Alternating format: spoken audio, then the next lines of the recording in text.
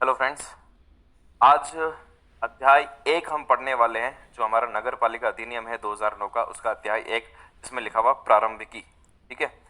अब ये अध्याय हमारे सिलेबस में सीधा सीधा चैप्टर 1 मेंशन नहीं है। ठीक है, चैप्टर 1 मेंशन नहीं है, चैप्टर 2 से हमारे यहाँ पर शुरुआत हो रही है। लेकिन क्योंकि प्रथम अध्याय हम इसलिए पढ़ रहे हैं क्योंकि प्रथम अध्याय में बहुत इंपॉर्टेंट परिभाषाएं लिखी हुई है। अब ये बहुत ज़्यादा बड़ा चैप्टर नहीं है।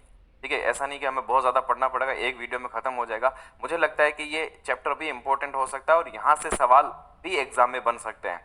ये भले ही हमारे सिलेबस में नहीं लिखा हुआ, लेकिन इसमें बहुत सारी परिभाषाएं जो आगे आने वाली है, तो हो सकता है कि डायरेक्टली वो इस अध्याय से नहीं पूछ जा रही, उस अध्याय से पूछ जा रही, तो एग्जाम में तो सवाल बनने की पूरी पूरी संभावना है। वो सारी की सारी इंपॉर्टेंट परिभाषाएं एक चैप्टर में दे दी गई और ये सारी परिभाषाएं हमें आगे पढ़ते हुए बहुत काम आने वाली है। इसलिए इस चैप्टर को हम इग्नोर नहीं कर सकते, इसलिए इस चैप्टर को भी मैंने लिया है। भले ही ये हमारे सिलेबस में नहीं है, मुझे कोई नुकसान नहीं है अगर मैं नहीं भी पढ़ूंगा, लेकिन क्योंकि ये हमारे एग्जाम के लिए बहुत जरूरी। क्योंकि कुछ साथियों का मैसेज आ रहा था कि सर ये हमारे सिलेबस में नहीं, आपने टेस्ट में क्यों दिया? टेस्ट में भी इसलिए दिया कि आप पढ़े, उसको पढ़ना जरूरी है, इसलिए इसको टेस्ट में दिया है। ये परिभाषा है, सिंपल सा है, बहुत ज्यादा आपका टाइम नहीं लेगा ये चैप्टर, तो इसलिए इसको पढ़ना जरूरी है। एग्जाम में भी सवाल आ सकता है, इसमें ये नहीं रहे कि सर चलो ठीक है इसको तो पढ़ाया जा रहा है, एग्जाम में सवाल नहीं पूछेंगे।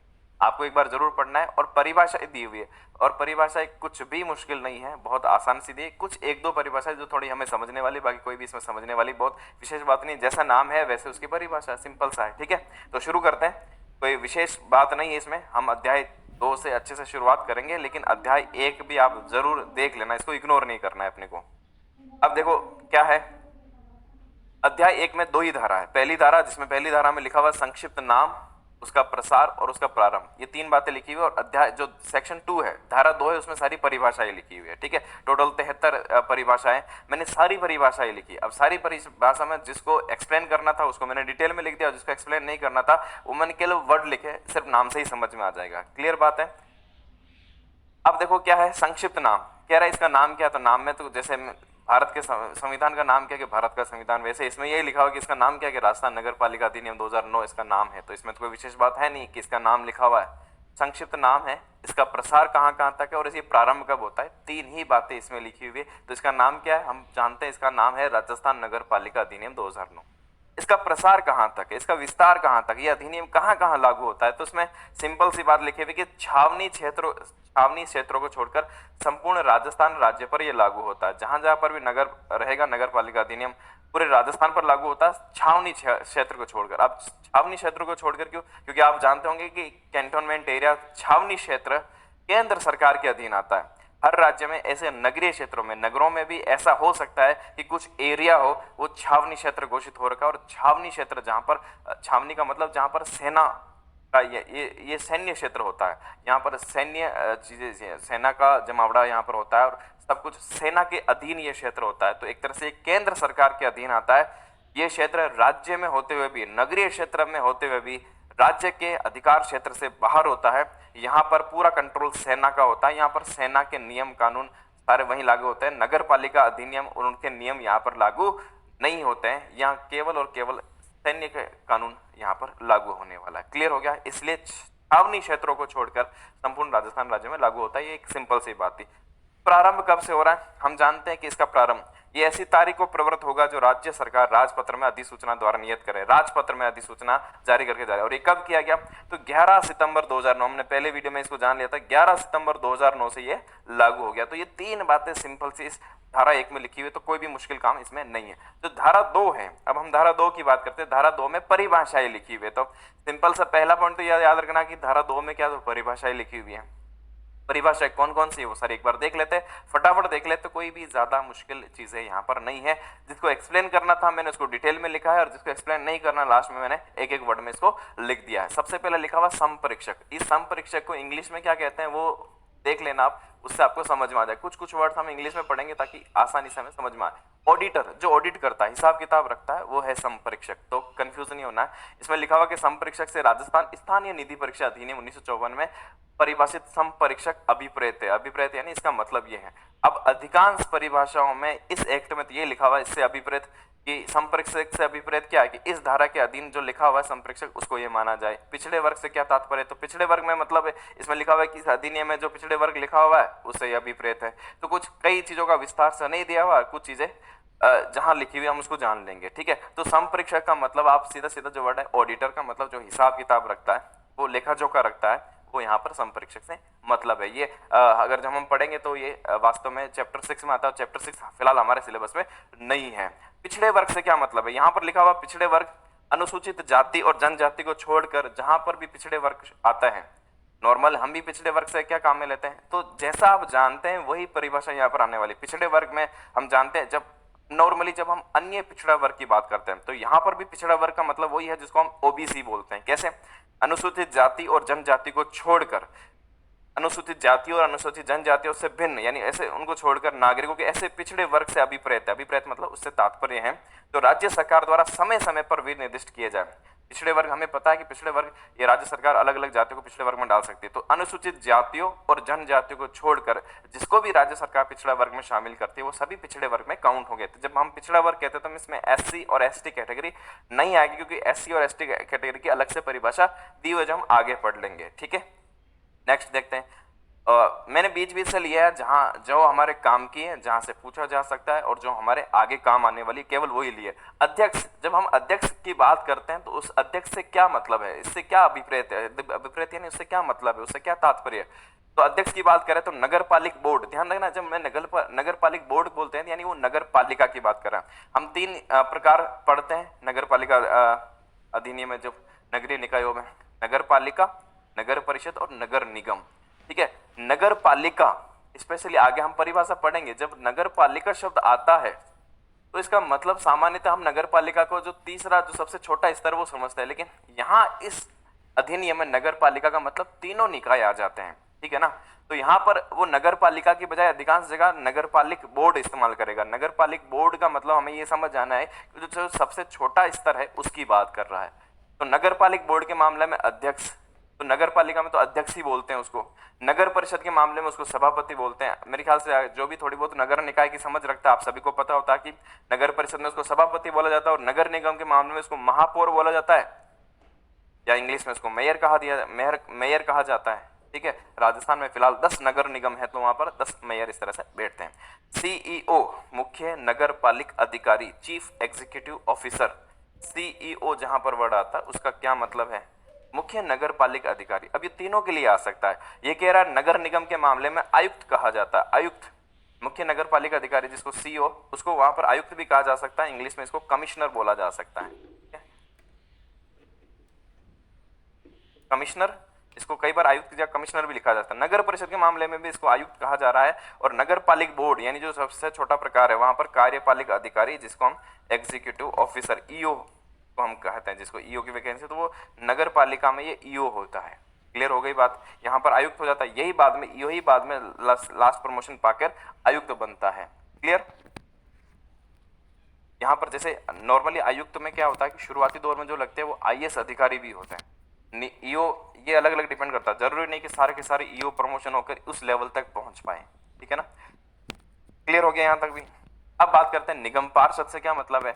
अगर हम निगम पार्षद कह रहे हैं तो इसका मतलब है नगर निगम का कोई सदस्य है वो निगम पार्षद, और अन्य पार्षद का मतलब यहाँ पर पार्षद लिख रहा है तो नगर परिषद का कोई सदस्य भी है। क्लियर हो गया।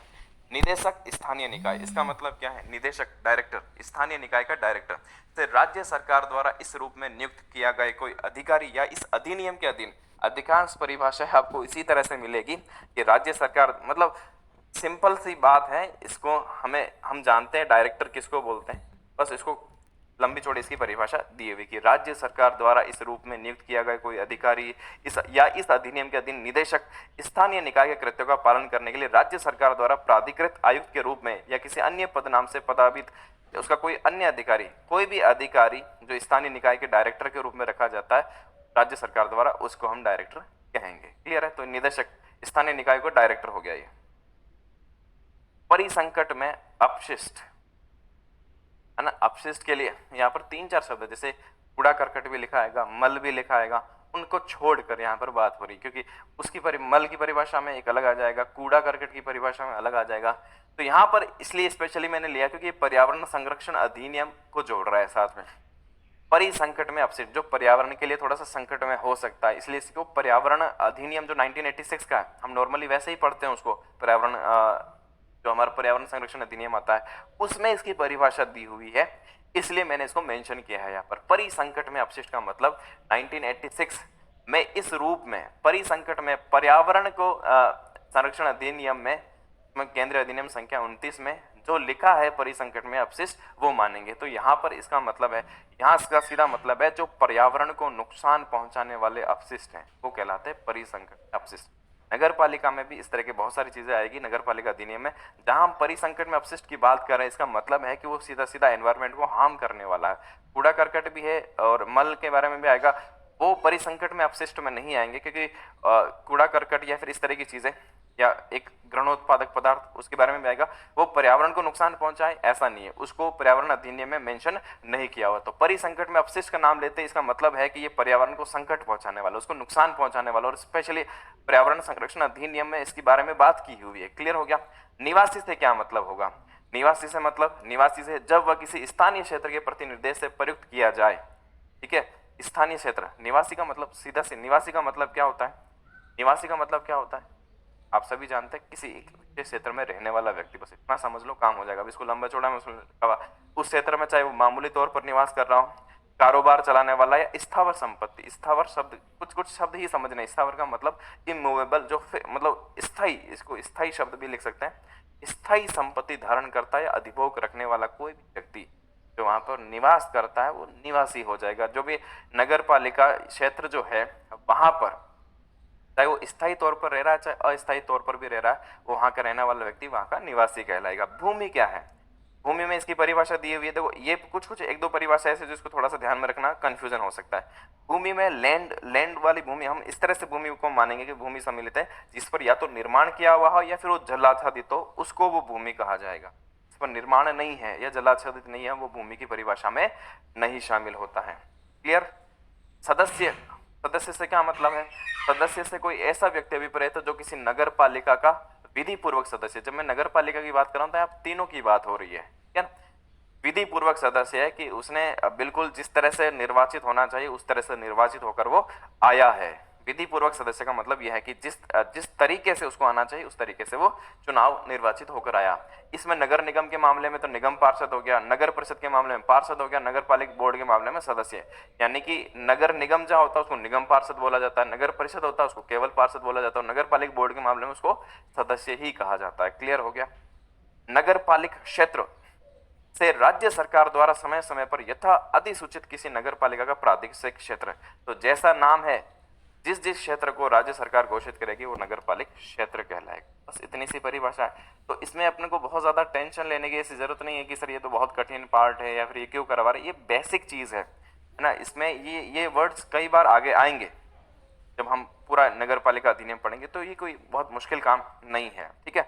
नगर पालिका से क्या तात्पर्य? देखो अभी मैंने बताया था नगर पालिका जहां पर भी आ रहा मतलब तीनों की बात हो रही है। इस अधिनियम के प्रारंभ के समय विद्यमान या इसके उपबंधों के अनुसार गठित कोई नगर निगम, नगर परिषद और कोई भी नगर पालिका बोर्ड अभिप्रेत है, तो इस उपबंधों के अधीन जिसको भी ये तीनों आ रहा है वो नगर पालिका कहलाएगा। क्योंकि ये अधिनियम देखो नगर पालिका अधिनियम, नगर पालिका का मतलब हम जो सबसे छोटा स्तर को जिसको नगर पालिका कहते हैं, ये अलग अलग राज्यों में अलग अलग, किसी में नगर पंचायत नाम भी है। नगर पालिका तो तीनों कहा जा रहा है, लेकिन जो सबसे छोटा स्तर है उसको नगर पंचायत बोलते हैं। हमारे यहाँ जो सबसे छोटा स्तर है उसको ही नगर पालिका बोलते हैं। लेकिन नगर पालिका का जब शब्द आएगा इसका मतलब है हम तीनों की बात हो रही है, और जो सबसे छोटा स्तर है उसको हम नगर पालिका बोर्ड बोलेंगे। क्लियर है, इस बात का ध्यान रखना है। नगर पालिका का अधिकारी, तो इस अधिनियम के द्वारा हर बात यही लिखी जाए कि इस अधिनियम के द्वारा या अधीन सृजित या चालू रखा गया किसी पद को तत्समय धारण करने वाला कोई भी व्यक्ति अभिप्रेत है। ठीक है। इस अधिनियम के द्वारा अधिनियम ये चालू किसी पद को, कोई भी पद है उसको नगर पालिका अधिकारी, किंतु इसमें नगर पालिका या उसकी किसी समिति का कोई सदस्य ऐसे सदस्य सम्मिलित नहीं होगा। जब अधिकारी की बात करें इसका मतलब ये कहना चाह रहा है जो नगर पालिका के जो निर्वाचित होकर जो सदस्य आ रहे हैं समिति को सदस्य वो शामिल नहीं है। इसका मतलब यहाँ पर सीधी जब अधिकारी की बात करते हैं तो प्रशासनिक अधिकारी की यहाँ पर बात कर रहा है। अन्य अभिकरण, अदर एजेंसी, अभिकरण का देखो आपने एजेंसी वर्ड तो सुना होगा, उसको ही हिंदी में अभिकरण वर्ड बोला जाता है। तो अन्य अभिकरण जब आता है तो अन्य अभिकरण का मतलब है कि कोई भी प्राइवेट सेक्टर में की कोई भी कंपनी फर्म, सोसाइटी या निगमित निकाय, कॉर्पोरेट कोई भी बॉडी हो या कोई भी संस्था या सरकारी अभिकरण या कोई संयुक्त क्षेत्र का अभिकरण या तत्समय प्रवृत्त किसी भी अन्य विधि के अधीन कोई अभिकरण, तो कोई भी एजेंसी हो, चाहे सरकारी हो, चाहे प्राइवेट हो, चाहे कोई कंपनी हो, अन्य अभिकरण का बात कर रहे हैं, मतलब जो नगर पालिका उससे अलग जितनी भी अन्य अभिकरण की बात करेंगे तो इससे वो कोई भी सरकारी संस्था हो सकती है, गैर सरकारी संस्था हो सकती है, कोई भी एजेंसी आती है तो हम उसके लिए अन्य अभिकरण शब्द काम में लेंगे। स्वामी, स्वामी का मतलब क्या है? स्वामी, स्वामी पर चलते हैं, ठीक है। स्वामी से क्या मतलब है? देखो स्वामी का मतलब यहाँ पर सीधा सिंपल, इतनी बड़ी परिभाषा लिखी लेकिन सीधा सिंपल का मतलब ऐसा व्यक्ति सम्मिलित है जो स्वयं के मध्य या किसी व्यक्ति या सोसाइटी या किसी धर्म, कोई भी भूमि है, भवन है, उसका किराया लेता हो वो व्यक्ति, वो स्वामी कहलाता है, ठीक है। अभी इसमें यही लिखा हुआ है, किसी व्यक्ति या सोसाइटी या किसी धार्मिक या पूर्व प्रयोजन के लिए किसी अभिकर्ता, अभिकर्ता को इंग्लिश में हम कहेंगे एजेंट, या न्यासी के रूप में, ट्रस्टी के रूप में, जरूरी नहीं है कि वो उस संपत्ति का मालिक हो, वो एक एजेंट भी हो सकता है जो उसके लिए काम के लिए रखा गया है, या फिर वो ट्रस्टी भी हो सकता है के रूप में या रिसीवर के रूप में, बस इसका काम है कि लेना, उसको भले ही नियुक्त किया हुआ, किसी भूमि या भवन का या किसी भूमि या भवन के किसी भाग का तत्समय किराया प्राप्त कर रहा हो। मेन जो बात है कि जो भी उसका जो किराए पर रह रहा है उसकी परिभाषा आगे आएगी, वो कहलाएगा अधिभोगी, और जो किराया ले रहा है वो कहलाएगा स्वामी। किसी या यदि वह भूमि या भवन है, उस भूमि या भवन का कोई भाग किसी अभिधारी को किराए पर दिया जाता है तो ऐसा किराया प्राप्त करता है, ऐसा व्यक्ति क्या कहलाता है? स्वामी, ठीक है। तो ऐसा व्यक्ति जो किराया ले रहा है, वास्तव में देखो जो किराया दे रहा है वो तो कहलाएगा अधिभोगी, जो किराया ले रहा है वो कहलाएगा स्वामी। क्लियर हो गया? लोक प्रतिभूति, पब्लिक सिक्योरिटी, कुछ वर्ड्स अगर हम अभी लिख लेंगे तो ज्यादा अच्छा रहेगा। पब्लिक सिक्योरिटी, राजस्थान सरकार या केंद्रीय सरकार या भारत के किसी भी राज्य सरकार की प्रतिभूतियां। सिक्योरिटीज क्या होती है, ठीक है, पहले चलो हम पढ़ लेते हैं, उसके बाद किसी भी ऐसे आदेश के द्वारा जो राज्य सरकार द्वारा इस निमित्त वो आदेश करे, अभिव्यक्त रूप से प्राधिकृत कोई भी प्रतिभूति सिक्योरिटी। अब देखो इसने परिभाषा तो लिख दी लेकिन इस परिभाषा से हमें समझ में नहीं आ रहा प्रतिभूतियां होती क्या है। मैं आपको समझा देता हूं सिक्योरिटीज होती क्या है। सिक्योरिटीज देखो एक तो होता है कि जो ऐसी बहुत सारी चीजें होती है सरकार, जो सरकार सिक्योरिटीज प्रतिभूतियां जारी करती है और जनता से पैसा जुटाती है। जैसे बॉन्ड पत्र कोई भी जारी किया, सरकार ने कोई भी बॉन्ड जारी किया, भी हमारी तरफ से ये बॉन्ड है, आप ऐसे बहुत सारे बॉन्ड, या फिर जैसे किसान क्रेडिट कार्ड है, वो भी एक तरह से सिक्योरिटी है, आपके पास किसान क्रेडिट कार्ड, इसके आधार पर आप लोन ले सकते हैं। कोई भी सरकार ऐसा बॉन्ड जारी करती है, जैसे कोई गोल्ड बॉन्ड हो गया। अब सरकार जैसे गोल्ड बॉन्ड में क्या था, एक तो जैसे आपने सोना खरीदा और पैसा दिया, सरकार कहता है आपको गोल्ड खरीदने की जरूरत नहीं, आप ये गोल्ड बॉन्ड ले लीजिए हमसे, आपको जितना गोल्ड पर पैसा आपको रिटर्न मिलता है उतना ही पैसा हम ब्याज पे दे देते हैं। मतलब आपने मान लो कि 1 लाख रुपए देके एक बॉन्ड खरीदा, तो सरकार को पैसे की जरूरत थी, आपने सरकार को पैसा दिया, आपने एक बॉन्ड ले लिया, ठीक है, बॉन्ड ले लिया, तो उस बॉन्ड की वैल्यू भी 1 लाख रुपए है और बाद में सरकार आपको ब्याज सहित उस पर पैसा लौटाएगी। तो इस तरह की बहुत सारी सिक्योरिटीज होती है, ठीक है। तो सरकार इस तरह की बहुत सारे बॉन्ड वगैरह जो जारी करती है, स्टाम्प पेपर भी क्या है, स्टाम्प वगैरह भी, ये सब प्रतिभूतियां में आते हैं सिक्योरिटी। सरकार ने आपको आप 500 रुपए देते हैं, सरकार आपको 500 रुपए का एक स्टाम्प देती है, तो क्या उस कागज की जो वैल्यू है, एक स्टाम्प आपको जो दिया रखे उसकी वैल्यू 500 रुपए है क्या? वो कागज तो 1 रुपए का 2 रुपए का कागज होगा, लेकिन सरकार कहती है कि ये सरकार के द्वारा अधिकृत है, ये 500 रुपए की चीज है। सरकार के पास तो 500 रुपए आ गया, लेकिन उसके बदले में उसने कागज दिया, लेकिन सरकार ने ये अधिकृत कर दिया कि इस कागज की वैल्यू हमने लिख के दिया, इसकी कागज की वैल्यू 500 रुपए होगी और हम मानते हैं कि उसकी वैल्यू 500 रुपए। तो इस तरह की जो भी सिक्योरिटी सरकार की जारी होती है, उस स्टाम्प को आप कहीं पर भी बेचेंगे तो कोई भी आपको 500 रुपए देगा, क्योंकि वो सरकार के द्वारा अधिकृत किया हुआ है। क्लियर? तो ये सारी कहलाती है प्रतिभूतियां, लोक प्रतिभूति, पब्लिक सिक्योरिटी। इस तरह के बहुत सारे अलग अलग प्रकार हो सकते हैं प्रतिभूतियों के, वो कहलाती लोक प्रतिभूति, पब्लिक सिक्योरिटी। नॉर्मली सरकार इस तरह की चीजें, आप देखो सरकार की बहुत बड़ी कमाई का हिस्सा स्टाम्प से होता है, ठीक है, इस तरह के बॉन्ड से होता है, तो ये कहलाती है सारे जो भी ये बॉन्ड वगैरह होता है, ये सारे के सारी प्रतिभूतियां, इसको हिंदी में वर्ड होता है प्रतिभूतियां, सिक्योरिटीज इसको इंग्लिश में कहते हैं। अब ये आ गया देखो अनुसूचित जाति, जो मैंने आपको बताया था कि पिछड़ी जाति, अनुसूचित जाति और जनजाति को छोड़कर था। अनुसूचित जाति के बारे में क्या लिखा हुआ? संविधान अनुसूचित जाति आदेश 1950 में विनिर्दिष्ट जातियों में से कोई भी जाति, तो अनुसूचित जातियों की एक लिस्ट बनी हुई है, उस लिस्ट में जो भी शामिल है वो सारी की सारी अनुसूचित जातियां कहलाती है। शेड्यूल्ड कास्ट, इंग्लिश में क्या आएगा? Scheduled caste. एससी, हम एससी कैटेगरी में बोलते हैं, 2 कैटेगरी, जैसे आपने पढ़ा होगा अनुसूचित जाति को इंग्लिश में लिखेंगे शेड्यूल कास्ट, एक होती है एसटी, इसी के साथ परिभाषा एसटी की वो मैंने लिखी नहीं है, सेम वही परिभाषा की इस आदेश के तहत जो अनुसूचित जाति है उसको हम अनुसूचित जनजाति, जो अनुसूचित जनजाति उसको जनजाति कहेंगे। एक शेड्यूल कास्ट होता है, एक शेड्यूल ट्राइब होता है। ट्राइब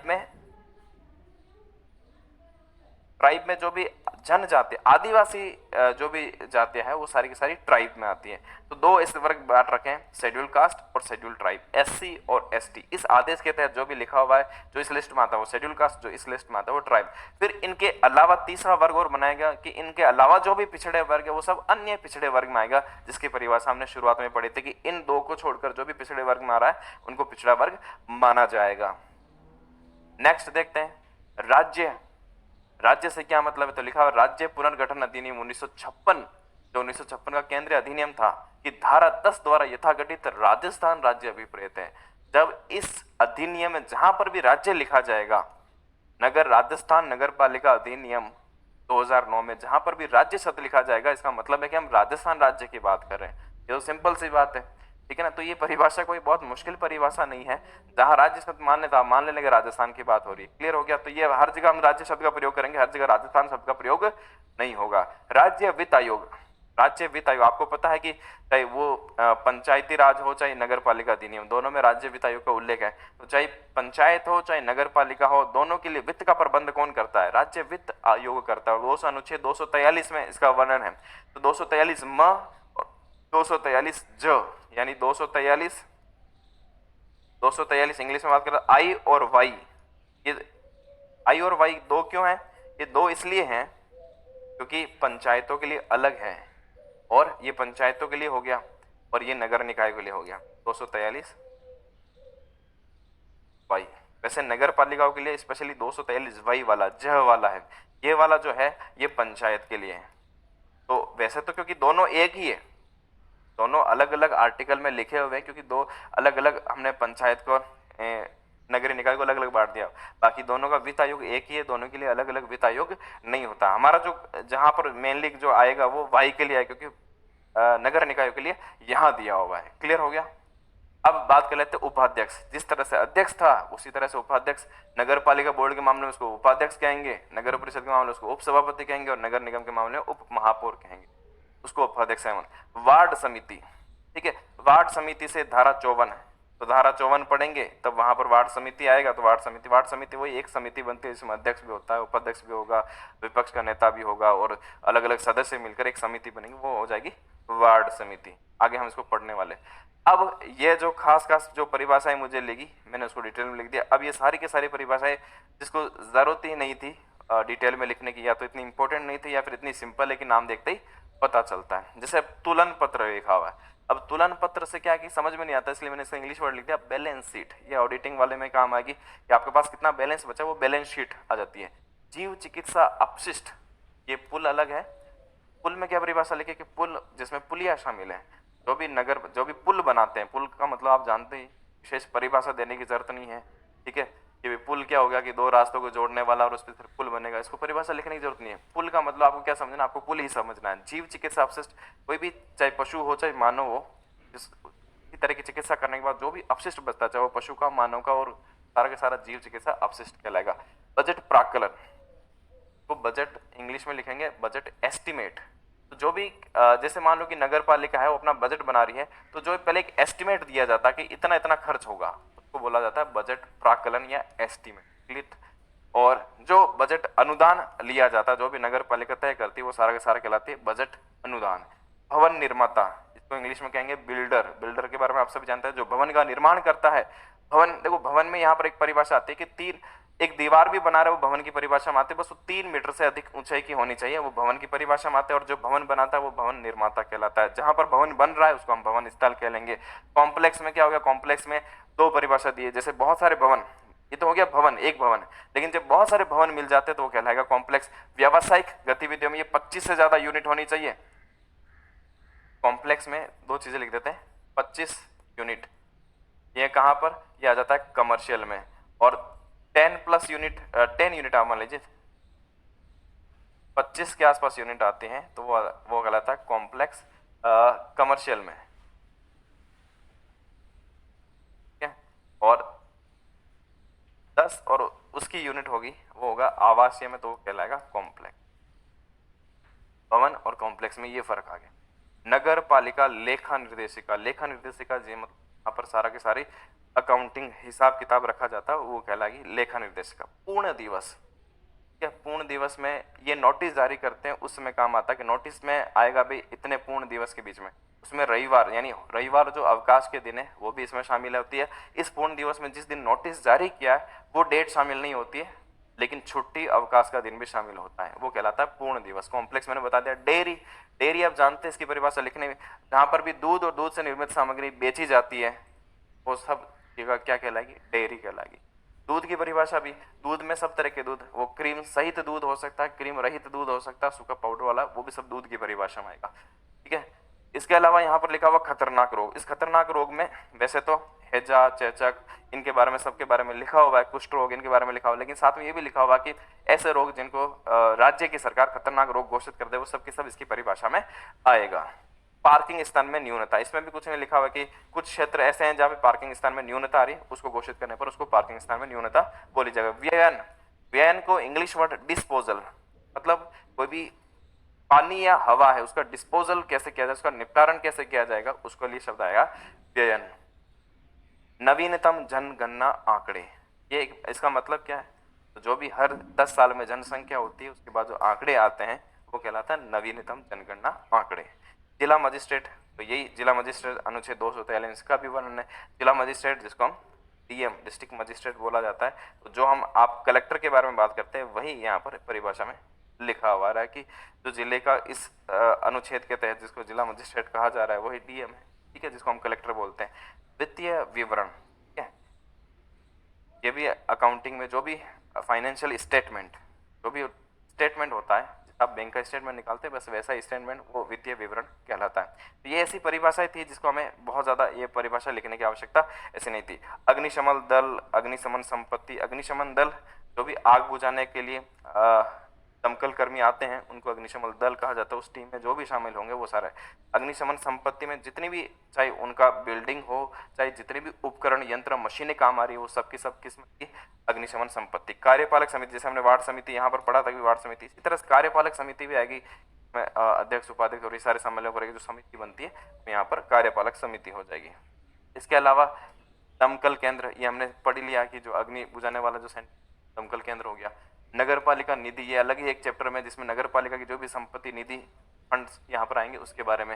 नगर पालिका ठोस अपशिष्ट, अब ठोस अपशिष्ट में स्पेशल जैसे यहाँ पर एक शब्द लिखा हुआ है कूड़ा करकट, यहाँ पर एक शब्द लिखा हुआ है घृणोत्पादक पदार्थ, तो इसमें क्या आएगा, गोबर आएगा, मल वगैरह जो भी आएंगे वो सब घृणोत्पादक पदार्थ में। यहाँ पर रसोई का कचरा, गीला कचरा, अस्तबल का कचरा, ये सारी चीजें इसमें लिखी हुई है। तो इनके इसमें इनके अलावा जो ठोस अपशिष्ट है, ठोस या अर्ध ठोस अपशिष्ट, सारे के सारे नगर पालिका का जो कचरा निकलता है, रसोई से निकलता है, जो ठोस कचरा निकलता है वो ठोस अपशिष्ट में। अनापत्ति प्रमाण पत्र, जिसको आप कई बार सुनते होंगे एनओसी, कि भी नगर पालिका के द्वारा एनओसी जारी कर दी गई, नो ऑब्जेक्शन सर्टिफिकेट। जैसे मान लो आप कोई भी निर्माण वहां पर कर रहे हैं या जमीन पर आपने कब्जा लिया है तो नो ऑब्जेक्शन सर्टिफिकेट जारी करना पड़ता है। भाई इस जगह पर किसी का भी अधिकार नहीं, किसी का भी कब्जा नहीं है, आपको नो ऑब्जेक्शन सर्टिफिकेट दिया जाता है, किसी की तरफ से कोई ऑब्जेक्शन नहीं है, उसको बोलते हैं एनओसी। सार्वजनिक स्थान, एक होता है निजी स्थल, एक होता है सार्वजनिक स्थल जो आम जनता के लिए होता है। इसकी परिभाषा क्या लिखी हुई है कि ऐसे जो भी सारे स्थल जो आम जनता के लिए राज्य सरकार ने खोल रखे हैं वो सारे के सारे क्या कहलाते हैं, सार्वजनिक स्थान। अभी इसके बारे में मैंने बताया था, जैसे इसमें क्या आता है, जैसे गोबर है, रसोई का कचरा है, अस्तबल का कचरा, या फिर ऐसा मतलब कोई मल से संबंधित। वैसे तो मल का देखो यहाँ पर एक अलग लिखा हुआ है, मल का मतलब वही है जो आप मल समझते हैं, है ना, विष्ठा, चाहे वो पशुओं की हो चाहे वो इंसानों की, वो सब मल की परिभाषा में यहाँ पर आएगा। कूड़ा करकट, कूड़ा करकट में सारी चीज आ जाती है। कूड़ा करकट जब की बात करा तो जो भी जितना भी कचरा है, जिसमें इसमें लिखा हुआ ईंट के टुकड़े, कांच के टुकड़े, कचरा, ये सब कूड़ा करकट में आ जाता है। सार्वजनिक मार्ग, जैसे सार्वजनिक स्थान था, ऐसे मार्ग जो सभी आम जनता के लिए हो वो कहलाते हैं सार्वजनिक मार्ग। यानी सार्वजनिक मार्ग लिखा है इसका मतलब कोई निजी मार्ग भी होता है, निजी मार्ग पर अलग अधिकार क्षेत्र होता है, सार्वजनिक मार्ग पर अलग अधिकार क्षेत्र होता है। जिसको सार्वजनिक मार्ग घोषित कर दिया जाता है फिर वो कोई किसी व्यक्ति का निजी नहीं रहता। देखो ऐसा हो सकता है कोई निजी क्षेत्र था, उस निजी मार्ग था, उसको सार्वजनिक मार्ग घोषित करने के बाद वो इस परिभाषा में आ जाएगा। कोई संक्रमणशील क्षेत्र, संक्रमणशील क्षेत्र का मतलब यहाँ पर होता है ऐसा एरिया, है ना, जैसे मान लो एक तरफ गांव है एक तरफ नगर है, कुछ ऐसा एरिया जो दोनों के बीच का क्षेत्र आता है, कि पहले गांव का क्षेत्र था अब धीरे धीरे धीरे वो नगर में आ रहा है, तो वो संक्रमणशील ट्रांजिशन फॉर्म में चल रहा है। अपशिष्ट का प्रबंध कैसे होगा, वो अपशिष्ट प्रबंध की परिभाषा में, जैसे कोई भी अपशिष्ट है उसका प्रबंधन, तो उससे जुड़ा हुआ अपशिष्ट प्रबंध। उपविभाजन, कोई भी लैंड है उसको दो या अधिक हिस्सों में बांटना, उसका उपविभाजन कहलाता है। इतनी सी परिभाषा। पूर्ण संख्या या फिर कुल संख्या, इसकी परिभाषा ये लिखी हुई है, जब कोई भी इस तरह से समिति या कुछ भी बनती, पूर्ण संख्या का मतलब है टोटल ऑल नंबर्स का मतलब यहाँ पर है कि जो भी सदस्य है नगर पालिका बोर्ड है चाहे वहां पर, उसमें जो मनोनीत सदस्य उनको छोड़ दीजिए। देखो दो तरह के सदस्य, एक तो निर्वाचित सदस्य, एक मनोनीत सदस्य। तो मनोनीत सदस्य के छोड़कर बाकी जितने भी सदस्य वो पूर्ण सदस्य कहलाएंगे, कुल संख्या कहलाएगी। हम कहेंगे कुल संख्या का आधे से अधिक, इसका मतलब ये होगा कि हम मनोनीत सदस्यों को छोड़कर बात कर रहे हैं, वो कहलाएगी पूर्ण संख्या। अधिक होगी, अभी इसको मैंने बताया था, एक तो होता है स्वामी। स्वामी कौन है? जो उसका मालिक किराया लेता है, जो किराया दे रहा है किसी भूमि का, जो उसका मालिक नहीं है, स्वामी नहीं है, लेकिन किराया दे रहा है, या फिर कुछ ऐसी भूमि भी हो वहां पर वो रह रहा हो, लेकिन भले किराया नहीं भी दे रहा, उसको फ्री में भी रहने की वहां सुविधा दी हो, लेकिन वो उसका मालिक नहीं है, स्वामी नहीं है, वो आएगा अधिभोगी की परिभाषा में। जो नगर के अंदर आती है वो क्या कहलाएगी? नगरीय भूमि। ठीक है। जनसंख्या, जनगणना, उस क्षेत्र में, क्षेत्र विशेष में जनसंख्या क्या होगी? क्षेत्र विशेष में रहने वाले, जनगणना के बाद जितनी भी पॉपुलेशन उस क्षेत्र विशेष में रहती है वो क्या कहलाएगी? वो जनसंख्या कहलाएगी। अब ये सारी की सारी परिभाषा ऐसी है जिनका अर्थ आपको वैसे ही पता है, और उनका अर्थ यहाँ पर अधिनियम में भी उसी तरह से लिखा हुआ है, या फिर कहीं कहीं तो लिखा हुआ भी नहीं है, बस आपको बताया कि ये चीज इस अधिनियम में इस धारा के तहत यहाँ पर मानी जाएगी। ठीक है ना। न्यूसेंस, न्यूसेंस आपने इंग्लिश वर्ड है, कई बार पढ़ा होगा। न्यूसेंस क्रिएट किया जा रहा है। न्यूसेंस ऐसी कोई भी कार्यकलाप हो सकता है, कोई वस्तु, स्थान, ऐसी चीजें हो सकती हैं जो आपको नुकसान पहुंचा सकती है, आपके आंख को, आपके कान को, आपके नाक को, किसी भी प्रकार का मतलब आपको डिस्टरबेंस पैदा करता हो, आपको नुकसान पहुंचा सकता हो, ऐसा कोई भी कार्य न्यूसेंस कहलाता है। जैसे हंगामा भी हो रहा है, उसको बोलते हैं कि न्यूसेंस, पब्लिक न्यूसेंस हो रहा है। तो ऐसी कोई भी चीज हो सकती है, वो चीज हो सकती है, वो कोई काम हो सकता है जो आपको नुकसान पहुंचा सकता है, उन सबको हम न्यूसेंस बोलते हैं। मल मैंने आपको बता ही देता, विष्ठा। ठीक है। चाहे वो पशु की हो चाहे इंसान की हो। मार्ग, मार्ग यानी जो रास्ता होता है उसके लिए मार्ग। नाली, अभी इसकी क्या परिभाषा बताएंगे, नाली क्या होती है? नाली जो सिंपल आप नाली जानते हैं वही नाली, कोई भी पाइप है या फिर नाली निकल ली गई है, वो इसी परिभाषा में आता है। टैक्स, जो नगर पालिका जो टैक्स लगाती है उस टैक्स में जो भी वसूला जाता है वो सब टैक्स की परिभाषा में। नियम, इस अधिनियम के तहत कोई भी नियम बनाता हो, नियम इसमें आएगा। यान, यान का मतलब कोई भी व्हीकल, यान है, यान को इसको यहाँ पर लिखा जाएगा व्हीकल। वो व्हीकल कोई भी व्हीकल हो सकता है, जैसे पहियों वाला, जिसमें पहिए होते हैं वो सारा, चाहे साइकिल से लेकर कार तक, ठीक है, वो सारा यान की परिभाषा में आएगा। ऐसे ही 200 अनुच्छेद 243 की जब हम बात करते हैं, वहाँ गांव के बारे में भी लिखा हुआ, वहां पर वार्ड के बारे में भी लिखा हुआ। उपविधि, तो गांव, तो आप गांव की परिभाषा देने की जरूरत नहीं है, मैं लिखा इस अधिनियम। तो कुछ क्षेत्र ऐसे हैं जिसको नगर पालिका घोषित कर दिया तो वो नगर पालिका, नगरीय क्षेत्र में आ जाएगा। कुछ क्षेत्र इसके भले उसकी पॉपुलेशन, कुछ क्राइटेरियाज होते हैं नगर पालिका घोषित करने के, कुछ क्राइटेरियाज होने की, कितनी परसेंट जनसंख्या जो गैर कृषि कार्यों में सम्मिलित है, कितने उसकी डेंसिटी कितनी है, उसके बाद किसी को नगर पालिका क्षेत्र घोषित किया जाता है। सिर्फ एक दो क्राइटेरिया नहीं होता कि 20,000 से ज्यादा पॉपुलेशन हो गई तो वो नगर पालिका क्षेत्र में आ जाता। 20,000 केवल एकमात्र क्राइटेरिया नहीं हो, आपने पढ़ा होगा ना 20,000 क्षेत्र, 20,000 से कम है मतलब गाँव, 20,000 से ज्यादा है तो वो नॉर्मली हम ऐसी परिभाषा सुनते हैं, पर 20,000 एकमात्र क्राइटेरिया नहीं है। कोई 20,000 से ज्यादा जनसंख्या होते हुए भी वो गांव की परिभाषा में आ सकता है। डिपेंड किस पे करता है? डिपेंड इस पर करता है कि वहां पर कितने लोग कृषि कार्यों में या फिर गैर कृषि कार्यों में संलग्न है। ज्यादातर पॉपुलेशन अगर गैर कृषि कार्य में संलग्न होती है तो वो नगर पालिका क्षेत्र में आ सकता है। ठीक है। और अलग अलग जो वार्ड क्षेत्र बनाए जाते हैं वो वार्ड में उपविधि इस अधिनियम के तहत, एक तो विधि और एक इसके साथ जो भी नियम वगैरह जुड़ते हैं वो उपविधि के रूप में आते हैं। ये सारी की सारी छोटी मोटी परिभाषाएं हैं। इसमें कुछ एक परिभाषा जो मैंने पहले ली है तो वो थोड़े सा आप देख लेना, बाकी ये कोई परिभाषा कोई विशेष अलग नहीं है, ये सारी चीजें आपको पहले से ही पता है कि इनका सबका अर्थ क्या होता है। ठीक है। लेकिन उसको परिभाषा के रूप में दी क्योंकि जब अधिनियम बनता है तो एक एक छोटी छोटी चीजों को परिभाषित करना होता है। कई बार इन परिभाषित शब्दों में भी कई बार विवाद उठ जाते हैं और ज्यादा एक्सप्लेन करना पड़ता है। ठीक है। तो ये हमारा ये पहला चैप्टर था। पहला चैप्टर भले ही हमारे सिलेबस में नहीं हो, लेकिन क्योंकि एक सिंपल से कुछ परिभाषाएं थी जिसको बताना जरूरी था, इसलिए हमने इस चैप्टर को लिया। कुछ कुछ परिभाषाएं बार बार हमारे पास रिपीट होगी, तो मेरे ख्याल से आपको विशेष वैसे भी उसमें कोई दिक्कत नहीं होती, लेकिन ये एक बार हमने चैप्टर कर लिया तो आपको आगे कोई दिक्कत नहीं होनी चाहिए। ठीक है। नेक्स्ट वीडियो में हमारा जो सेकंड चैप्टर है उसको लेंगे तो उसमें मिलेंगे। Okay, thank you.